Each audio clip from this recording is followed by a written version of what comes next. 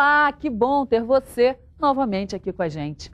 É porque em tempos de discussão sobre os royalties do petróleo e a sua correta aplicação por parte dos estados e municípios produtores, é muito importante a gente conhecer aquilo que está sendo realizado com esses recursos e os benefícios trazidos a todos nós, a população. Então fica aí, que o Responsabilidade volta daqui a pouquinho.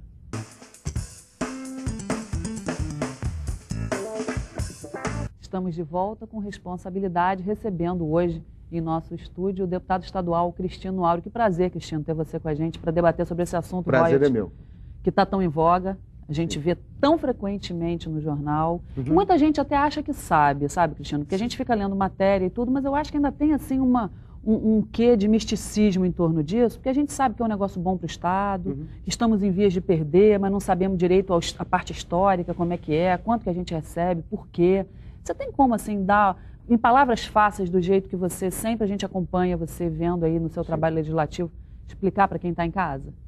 Olha, royalties deriva, como a palavra mesmo já coloca, de royal, né, relacionado àquilo que é relativo ao rei, né? Enfim, no passado tinha um pouco essa conotação de ser algo que era pago como uma indenização pelo uso das terras e dos recursos naturais de um reinado. Então, surgiu assim, pagava-se ao rei o royalty, que era algo que se destinava a dar uma compensação pelo uso daquilo que era inerente àquela área geográfica, àquela situação. Isso veio se aprimorando ao longo do tempo, ao ponto de se referir ao uso de uma marca. Então, se alguém tem uma franquia e vai usar aquela franquia, aquela marca, numa loja de roupas ou num restaurante, numa lanchonete, paga um royalty a quem é detentor da marca ou do processo, do método. Isso vale para a indústria e tal.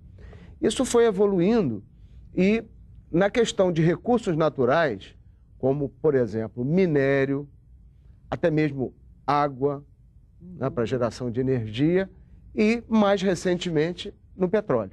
O petróleo é uma riqueza que pouca gente se deu conta, mas é uma riqueza explorada há apenas um século, aproximadamente.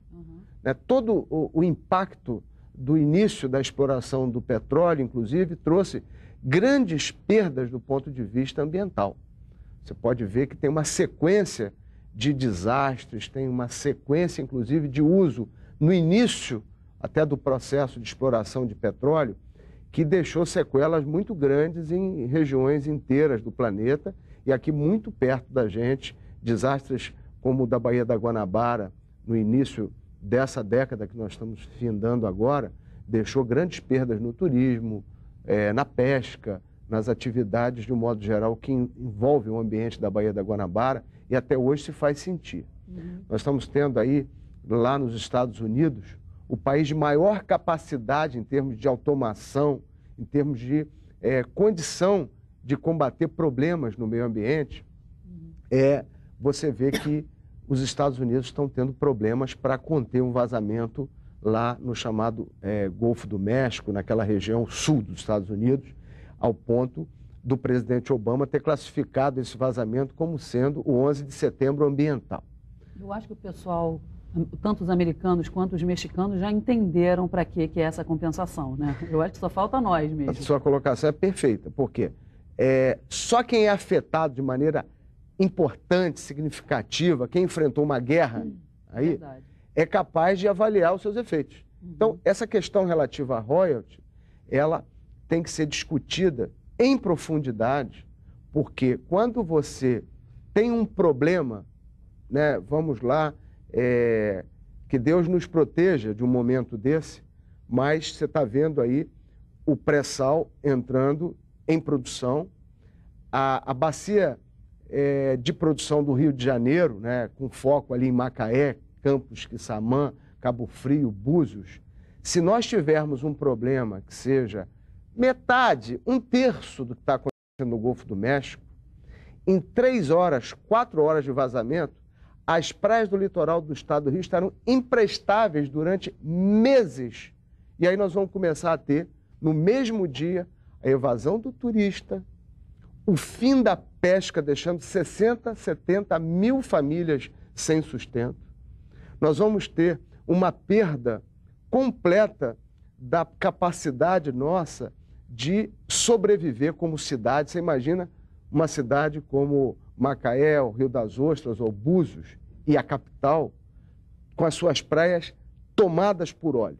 É verdade. Agora, nessa mesma hora... Ainda bem que você está falando isso, porque a gente tem como assim ver a imagem, né? A gente fica vendo a praia com aquele negro do óleo, as aves todas morrendo, as tartarugas, então, os tatuís. Eu digo, parece um cenário catastrófico, mas é um cenário possível dentro de um ambiente de produção de petróleo. Justo. Agora, nessa mesma hora, você acha que está acontecendo alguma coisa em Porto Alegre, por exemplo, nesse dia que, porventura, tenha ocorrido um acidente ambiental no Rio? Você acha que em Porto Alegre a vida vai ter mudado alguma coisa nesse dia? Claro que não. Em Goiânia, vai mudar alguma coisa? Tocantins?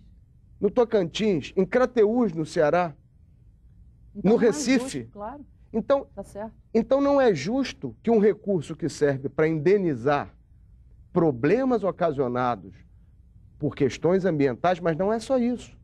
O impacto da migração, uma cidade como Macaé recebeu e recebe imigrantes vindos do Brasil inteiro, que não teriam vindo para Macaé se Macaé não fosse a base de exploração de petróleo. Vieram por conta da possibilidade de encontrar em Macaé uma oportunidade de trabalho. Então, é justo que você, agora que tem macaenses vindos de todos os lugares, você retirar a possibilidade de um município sustentar o impacto da presença de todas essas pessoas que vieram, como já disse, buscar essa oportunidade, mas que precisam de questão envolvendo saúde, envolvendo saneamento. Tem tanta coisa para ser feita na cidade. A gente anda e vê que precisa avançar na questão do abastecimento de água, na questão do esgoto, na questão da infraestrutura nos bairros, principalmente aqueles que derivam da ocupação irregular, que foi tolerada durante muito tempo, mas não adianta ficar agora culpando o passado. Tem que ter ação, tem que resolver o problema. E para resolver, uma das alternativas é a boa aplicação dos recursos de royalties, ou então que se use o recurso do royalties de maneira correta e permita que o município, que o Estado do Rio, que a região utilize as receitas de outra fonte para fazer tais investimentos e para manter a estrutura funcionando. Então, eu acho que tem bons exemplos e, enfim, a gente poderia fazer uma lista aqui de coisas que vêm sendo realizadas pelo governo do Estado a favor do município de Macaé, a favor dos municípios da região e que comprovam muito bem essa possibilidade e derrubam o mito de que se aplica mal o recurso oriundo dessas receitas.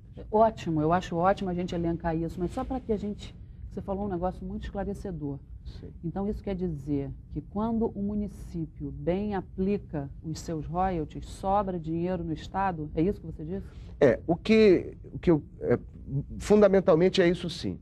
Se você tem a possibilidade de aplicar recursos dos royalties adequadamente, ou seja, você faz bom uso deles, o que é bom uso? Não adianta você investir em coisas que vão gerar uma despesa adicional. Se eu faço um hospital muito bem estruturado, mas que depois ele gera por ano o custeio equivalente a fazer um hospital a cada ano, não é inteligente isso.